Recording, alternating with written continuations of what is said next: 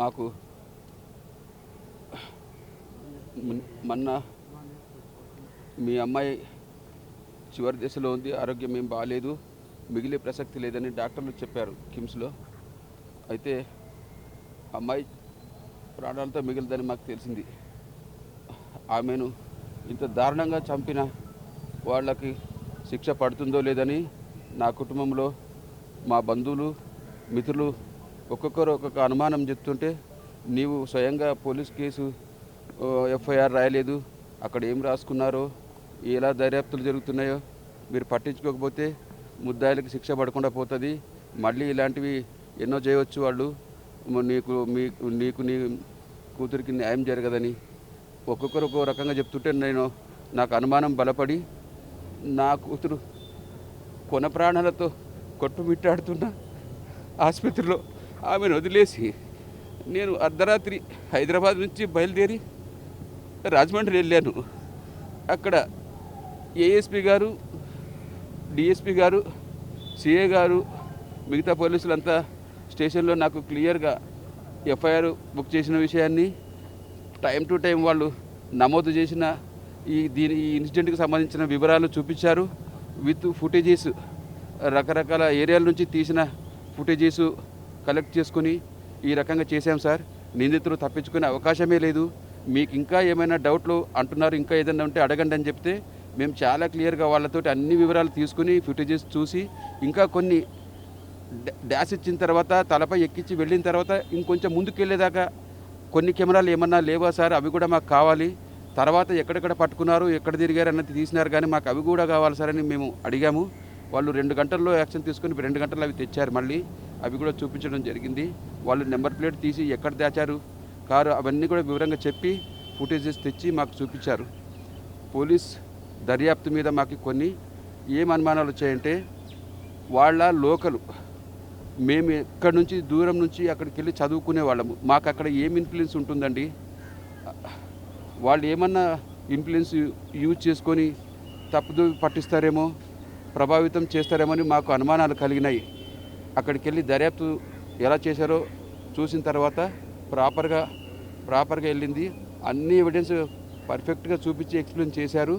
మాల్లో ఎక్కడ తిరిగారు, ఎక్కడ భోంచేశారు, ఏ సినిమా చూశారు, ఆ టికెట్ల వివరాలు, ఆ time, gate entry, gate out, అన్నీ ప్రతిదీ time to time video footages, record చేసిన రాతపూర్వకంగా వాళ్ళు నోట్ చేసిన వివరాలు అన్నీ చూపించి అన్నీ చెప్పిన తర్వాత మాకు నిజంగా police department hats off sir, మీరు అంత పర్ఫెక్ట్గా చేస్తున్నారు.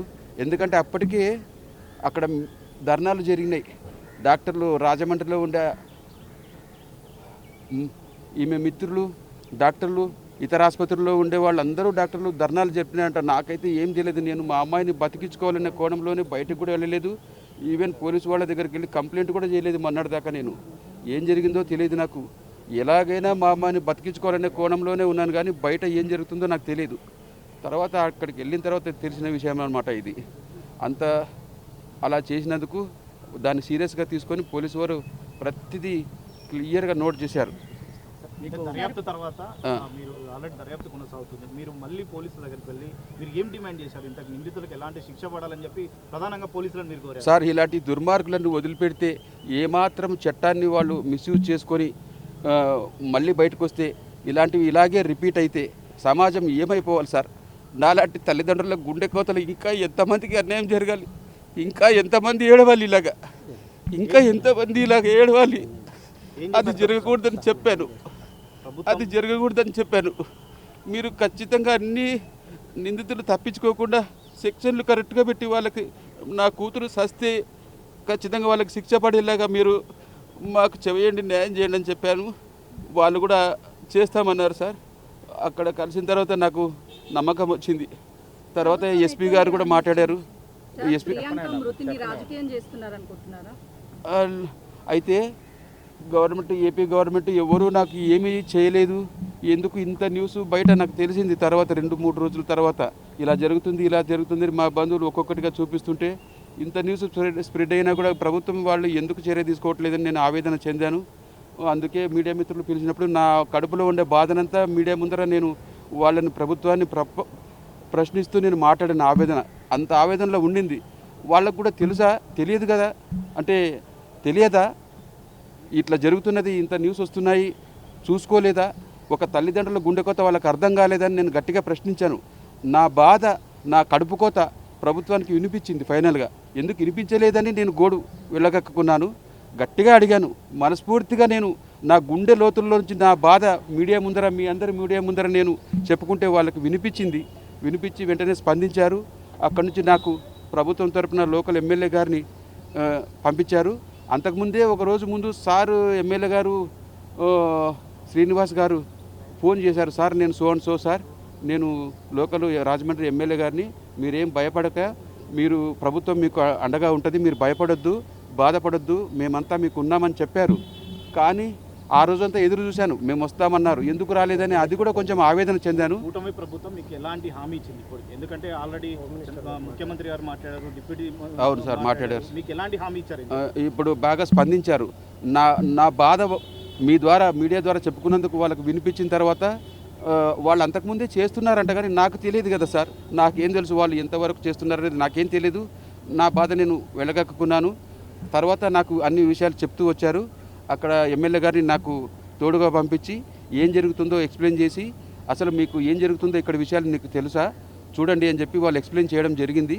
అప్పుడు మినిస్టర్ గారు కాన్ఫరెన్స్లో నాతో మాట్లాడిచ్చారు. వాళ్ళు కూడా చెప్పారు, మీకు జస్ట్ ఇన్ఫామ్ చేయకపోవడం అనేది గ్యాప్ జరిగింది, అన్ని విధాలుగా మీకు మేము అండగా ఉంటాం.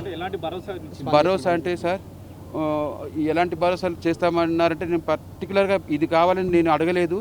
వాళ్ళే ముందుకొచ్చి నిన్న ఎక్స్గ్రేషియా ఎంతో 20 lakhs చేశారంట. మా వాళ్ళు పిల్లలు చెప్పారు,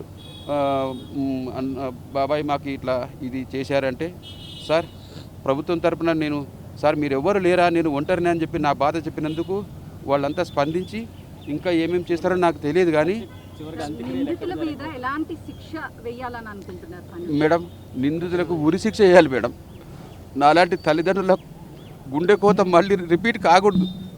ఇట్లా తాగి ఇష్టం వచ్చినట్టు తిరిగితే మిగతా ఆకతాయిలు ఉంటారు, వాళ్ళు ఏమనుకుంటారు, ఇలా తగిలిస్తే ఏం కాదులే అనే మెసేజ్ సమాజంలో వెళ్తుంది. ఇద్దరు తల్లిదండ్రులు వాళ్ళు ఎవరో వాళ్ళకి కనిపించిందో లేదో, మాకైతే గుండెకోత మిగిలిచ్చినారు.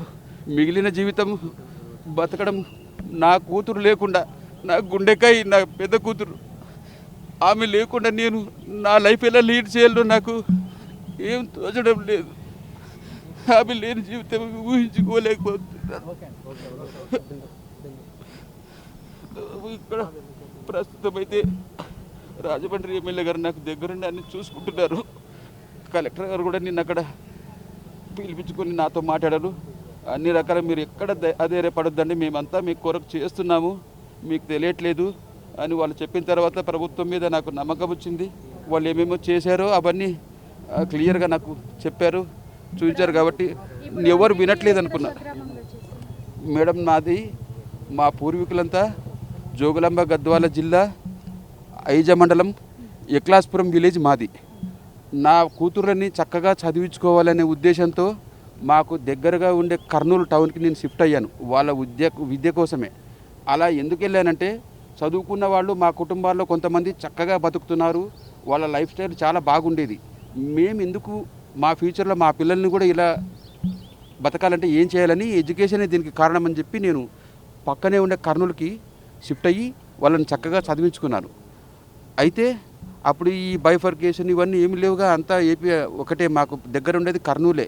సో అక్కడికి మాది చాలా పెద్ద కుటుంబము, అందులో నా ఒక్క కుటుంబమే అక్కడికి షిఫ్ట్ అయ్యాను. కారణం ఏంటంటే, విద్యకు విలువ ఇవ్వాలి, విద్యని ఇంపార్టెన్స్ ఇవ్వాలనేది నేను స్వయంగా నేను గ్రహించి నా మదిలో గట్టిగా అది నేను నిర్ణయించుకొని అక్కడికి షిఫ్ట్ కావడం జరిగింది. మిగతా మా అన్నదమ్ములు, మా చిన్నాయన పెద్దనాయన అందరూ ఎక్లాస్పురంలోనే ఉంటారు. కాబట్టి ఇప్పుడు వాళ్ళు ఏమంటున్నారంటే, ఇక్కడ అంతా కుటుంబం మన పూర్వ అంతా ఇక్కడే ఉన్నారు, ఇక్కడే మనము మిగతా కార్యక్రమాలు చేసుకుందాము, ఇక నీ కుటుంబం ఒక్కటే కర్నూలులో కదా, ఇక్కడ వందలాది మంది ఇక్కడే ఉన్నాము, నీ కుటుంబం మాత్రమే అక్కడ ఉంది, అలా కాదు ఇక్కడే చేసుకుందామని చెప్పారు. మేము ప్రస్తుతం ఎక్లాస్పురం విలేజే డిసైడ్ చేసినారు మా కుటుంబ పెద్దలు. ప్రభుత్వానికి, చంద్రబాబు నాయుడు గారు, ముఖ్యమంత్రి గారికి, ఉప ముఖ్యమంత్రి పవన్ కళ్యాణ్ గారికి, తర్వాత లోకేష్ ఎడ్యుకేషన్ మినిస్టర్ గారికి, హోమ్ మినిస్టర్ అనితమ్మ గారికి, వీళ్ళకి నా బాధ తీవ్రమైన ఆవేదనతో నేను వాళ్ళని గట్టిగా నా పిలుపు అడిగాను. నేను వాళ్ళని ప్రశ్నించాను. వాళ్ళు నిజంగా స్పందించి ఈరోజు నాకు న్యాయం చేస్తున్నారు. వాళ్ళు నాతో ఉన్నారు. నాకు భరోసా కలిగింది. అక్కడి లోకల్ ఎమ్మెల్యే గారిని పంపించి వాళ్ళు కూడా నాకు మొదటి నుంచి ఈరోజు దాకా నా వెంటే ఉండి అన్ని పనులు చక్కగా నాకు ఏమాత్రం స్ట్రెస్కు గురి కాకుండా నేను మానసికంగా మరీ మీరు ఒత్తిడికి లోనవుతున్నారు, మీరు బాధపడొద్దని అని చెప్పి వాళ్ళు నాకు ఎప్పటికప్పుడు ధైర్యాన్ని ఇస్తూ నాకు అన్ని విధాలా వాళ్ళే చూసుకుంటున్నారు. ఎందుకంటే ఓకే ఓకే ఇది సార్